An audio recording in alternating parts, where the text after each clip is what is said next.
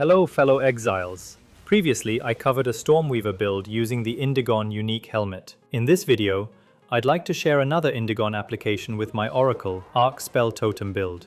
Arc, in each totem, can achieve damage hundreds of times higher than its base stats, reaching tens of millions of damage. And running 4 totems simultaneously creates devastating total damage output. Despite the mana stacking focus, this build remains relatively affordable.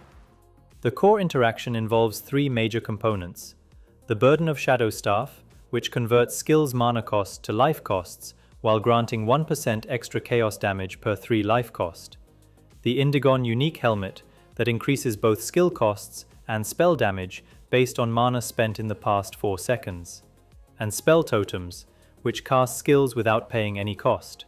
Here's what happens in practice. On weapon set 2, where the Burden of Shadow's staff is equipped, we summon a Spell Totem with Arc skills socketed in. Switching to weapon set 1, we spam curses to continuously build Indigon's mana spending total. As that total climbs, Indigon simultaneously increases 2 things globally: spell damage and skill costs, which include both mana and life. Since Burden of Shadows converts Arc's mana cost to life cost, while granting Arc extra chaos damage based on life cost, and we raise the global cost and spell damage up with Indigon, Arc now gets massive life cost and extra chaos damage, plus thousands % of spell damage increases. So every curse we cast immediately pushes the spending total higher, which simultaneously raises Arc's life cost and spell damage multiplier. Both translate into higher damage on the Arc being fired by our spell totems at that exact moment. Our character normally couldn't afford casting spells with such inflated life costs, but it is the totems that cast those spells, not us. To understand why this functions, we must examine how the game handles proxy entities. Spell totems are proxies, casting our character's spells while inheriting the offensive modifiers that apply to those spells. More importantly, spell totems do not snapshot. When our character's offensive stats that modify spells change, those changes immediately affect whatever the totem is currently casting. This establishes a live connection between our character and the totems. Indigon generates a feedback loop, where mana spent within the past 4-second rolling windows drives both skill costs and spell damage upwards simultaneously. If you're unfamiliar with this mechanism's full details, I covered it in my previous Stormweaver video. What matters here is the continuously escalating nature that each cast feeds into the next. Now we examine why these mechanics together enable this build. Burden of Shadows provides the modifier. Skills gain 1% extra chaos damage per 3 life cost. It's calculating damage based on what Arc would cost to cast, not what was actually paid. As we spam curses and drive Indigon's spending total higher, global costs rise continuously, including Arc's life cost on weapon set 2, where Burden of Shadows operates. Because totems don't snapshot, Arc dynamically inherits this constantly rising life cost value. Burden of Shadows modifier responds to that rising value in real time, granting more and more extra chaos damage. Meanwhile, Indigon's spell damage increases also climb with the spending total, further amplifying Arc's damage. Yet because spells cast by spell totems cost nothing by nature, neither from the totem's resources nor our characters, that life cost determining the gained extra chaos damage is never actually paid. We secure the damage multiplier from an ever-escalating cost value without the resource penalty. This is why all these mechanics are essential. Proxy inheritance lets the totem have our modifiers. Dynamic updating means those modifiers respond to current values rather than locked snapshots. And the cost bypass means we benefit from costs we never pay. Now we know that life cost drives Burden of Shadows damage scaling, we can maximize Arc's damage by further stacking life cost on weapon set 2. Archmage is perfect for that purpose. We use a level 13 Archmage gem, which allows Arc to gain 4% of damage as extra lightning damage per 100 maximum mana we have, and also adds additional base cost to each Arc cast equal to 6.8% of our maximum mana. They become life cost due to Burden of Shadows. Support gems with high cost multipliers such as Rakiata's Flow and Zenith 1, push this even further. It's worth mentioning that these cost increases apply only to Arc itself, leaving Spell Totem summoning costs unaffected, which makes us unlikely to be locked out when global costs spike. You might wonder why we choose Arc to use in Spell Totem. Well, most spells are compatible with Spell Totem, but Arc has a unique interaction. Totems can cast lightning-infused Arc as if we cast it ourselves, while other elemental spells fail to benefit from infusions. As long as we have lightning infusions on our character, every single Arc cast by our totems gets the infusion's benefits without consuming them, dealing 200% more damage and chaining additional times. This interaction is likely unintended, but currently functions, giving Arc substantial advantages over alternatives for spell totems beyond its natural clearing strengths. The summoning of each spell totem requires either 3 power charges or 3 endurance charges, which is a bit inconvenient by default. We address this through auto-generation of endurance charges. The Resonance Keystone converts any power charge we gain into endurance charges instead. Red Flare Conduit's Cultivated modifier: gain a power charge every second if you haven't lost power charges recently, then provides steady generation. A passive tree node plus a Corrupted Belt modifier raise our maximum endurance charge cap to 6, maintaining a full reserve available for totem placement. A Spell Totem skill gem at level 23 or higher, plus Oracle's Ascendancy node, supports 4 simultaneous totems. These totems last for over 30 seconds and can persist for 6 seconds after reaching 0 life, though taking damage beyond their maximum life during this window destroys them immediately. While our character doesn't pay the inflated life costs from our synergy, summoning totems still requires life, which means we need life recovery. We handle this through the life recharge mechanic with a little trick. Taking the Eternal Youth Keystone makes our life recharge instead of energy shield. Since we allocate Eldritch Battery for mana stacking, we end up with 0 energy shield anyway. The way life recharge works is similar to energy shield recharge. Normally, after losing life, without taking further damage for 4 seconds, our life begins recharging at 12.5% of maximum per second until full. Investing in increased energy shield recharge rate modifiers raises the life recharge amount. But here is the trick. As long as we have 0 energy shield, that 4-second delay completely disappears. Life recharge becomes instant and perpetual, meaning the moment we spend life placing totems, life recharge begins immediately with no starting delays. Though there are a few caveats for this trick to function, having 0 energy shield is mandatory. Any faster or slower start of energy shield recharge modifier anywhere on the tree, jewels, or gear breaks the instant recharge. And we can't have any modifier affecting global defense, such as the Cooked node, on Amulet Anointment. Also, we can't equip a focus unless we are willing to take it off and on every time we enter a new zone. We mentioned earlier that we need to keep continuous curse spamming to maintain high Indigon spending totals. How do we sustain that mana cost? The solution is Quipolatl's Thesis Soul Core, socketed on our gloves, which provides massive mana regeneration through a specific mechanic. When curses are cast, but not yet activated, they leave runic inscriptions on the ground. Quipolatl's Thesis makes it so that each inscription provides mana regen per second equal to 10% of that curse's mana cost, multiplied by all our mana regeneration modifiers. To maximize this, we delay curse activation through Whispers of Doom and ritualistic curse support, pushing it to 3.9 seconds before activation. Spell Cascade spawns 3 inscriptions per cast. This delayed activation approach turns curse spam into sustainable mana regeneration. For defenses, we allocate the Mind Over Matter Keystone node to have all damage taken from mana before life. While this doesn't reach the highest possible effective HP compared to partial mana tanking approaches, it's a more cost-efficient option.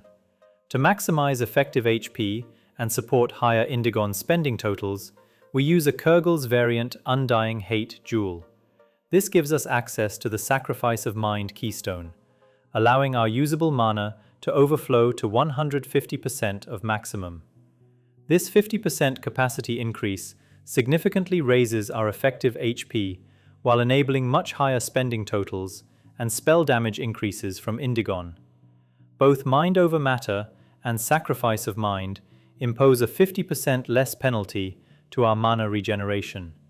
Even so, we still reach around 50,000 mana regen per second with Quippalatal's Thesis, more than enough to sustain our needs, since we're just self-casting curses without any triggered spellcasting. Our final defensive layer is the capped 75% block chance. Very few resources are needed to achieve it. The chance to block is lucky effect from the Svalin shield, combined with 2 Ox Idols socketed, 3 nodes on the tree, and 30 spirit reserved to keep Magma Barrier activated, reaches exactly 75% block chance. Beyond the Undying Hate Jewel we need for mana overflow, our remaining jewel sockets focus on critical hit scaling. We're targeting 40% to 45% panel critical hit chance and 450% to 500% critical damage bonus. Hitting these exact targets maximizes our damage output before diminishing returns kick in. So why these numbers? Oracle has access to the inevitable critical hits mechanic through the Forced Outcome Ascendancy node. For those unfamiliar with this mechanic, treat it as a damage variance smoother. When a hit fails to be critical, the system re-rolls the check until it succeeds. The trade-off is strict. Each re-roll applies an additive 30% penalty to your critical damage bonus. After 4 re-rolls, the bonus drops to 0. This isn't a substitute for critical hit investment. Relying on it with low panel crit simply produces guaranteed critical hits that deal 0 crit bonus damage. Think of it as a bridge designed to convert mid-tier critical hit chance into highly consistent damage output. 2 formulas help determine the optimal approach. One calculates the equivalent critical hit chance after accounting for reroll penalties. The other calculates the overall more damage we get by allocating this mechanic compared to our baseline. Together, they tell us how much critical hit chance and crit damage bonus we need for the most cost-effective result. For Arc with a base critical hit chance of 9%, maximum net gain before diminishing returns occurs when panel critical hit chance sits between 40% to 45%. This requires at least 340% increased critical hit chance total from all modifiers, and we target critical damage bonus at 450% to 500%. Sapphires with both critical hit chance and crit damage bonus modifiers fill our remaining jewel sockets. Together with passive nodes and runes, these hit the sweet spot we're aiming for. The remaining modifiers on sapphires should ideally include corruption with resistances and the increased energy shield recharge rate mod, which becomes increased life recharge rate thanks to the Eternal Youth node we discussed earlier. Avoid the faster start of energy shield recharge mod, as it breaks the instant life recharge trick. Now let's quickly take a look at the gears. On weapon set 1, we carry a Stoic Scepter in the main hand for its Discipline aura, which provides hundreds of unscalable base energy shield that converts to mana through Eldritch Battery. Spirit doesn't matter here. Prioritize high maximum mana, mana regeneration rate, and intelligence. Offensive modifiers affecting allies are irrelevant, since our spell totems can't benefit from them. The offhand takes a Svalin shield with 2 Ox Idols socketed. Get one rolled with you take 0% of damage from blocked hits. Weapon set 2 uses the Burden of Shadows staff, ideally with 3 sockets for runes offering +1 to levels of all spell skills and critical hit chance for spells. For Indigon, target cost increases at 10% or higher, and spell damage increases at 15% or higher. Higher cost helps us reach high spending totals faster. Aim for at least 2 sockets to fit the 3% increased maximum mana soul cores. Body armor requires the cultivated modifier. Gain a power charge every second if you haven't lost power charges recently. For endurance charge sustain. More sockets provide room for useful runes and soul cores.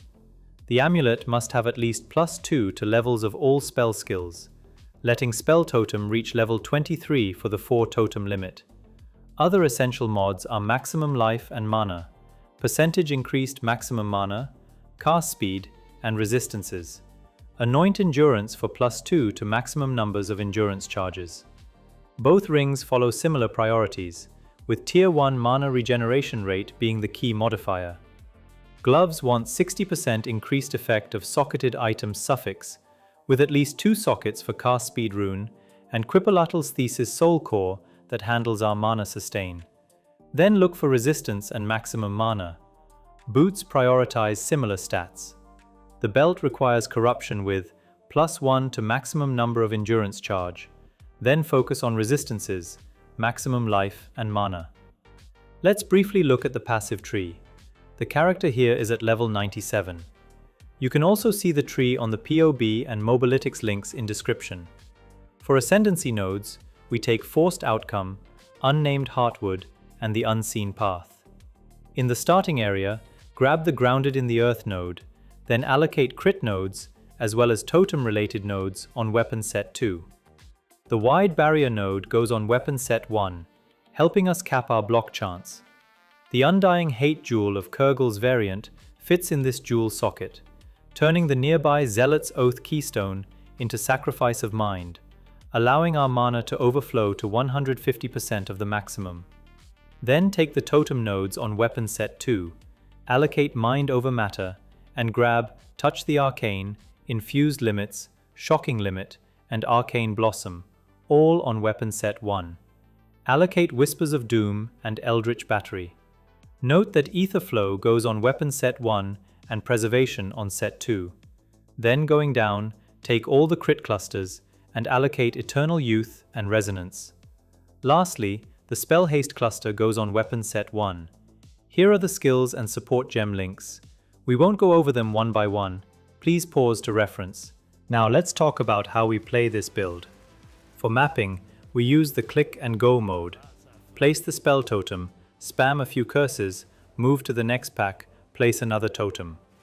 2 totems on the field handle most situations, and we don't need extended curse spam. Arc at 200k DPS clears normal mobs and rares easily, achievable with just a few curse casts. Maintaining lightning infusion on our character is essential for Spell Totem's arc to be infused, so cast Orb of Storms occasionally to generate them. Shield Charge handles mobility. Use Mana Tempest only when you need to quickly ramp mana spending to high levels in a short time frame, as this will temporarily drop your mana dangerously low. For the complete bossing rotation, cast Sigil of Power and Orb of Storms first, then drop up to 4 Spell Totems. Spam curses a few times, cast Mana Tempest once in between to quickly ramp up the cost, and keep spamming curses until the boss is dead. When executed properly, the 4 Spell Totem combo can potentially produce total DPS beyond 100 million, instantly wiping out Uber Arbiter, our training dummy. Overall, this is a fun and powerful build, utilizing several interesting mechanics. Since this is ultimately a totem build, it's not in the fast or efficient realm, obviously slower than many triggered spellcasting builds. Spell Totem has that unscalable, roughly 0.66 second emerging delay, so the mapping experience is somewhat choppy by nature. Though one good thing is that arc cast by Spell Totem can seek targets automatically, meaning we don't need to aim, which is more relaxing than self-casting arc. Hope you find this video useful. Please consider liking and subscribing. Thanks for watching, and I'll see you in the next one.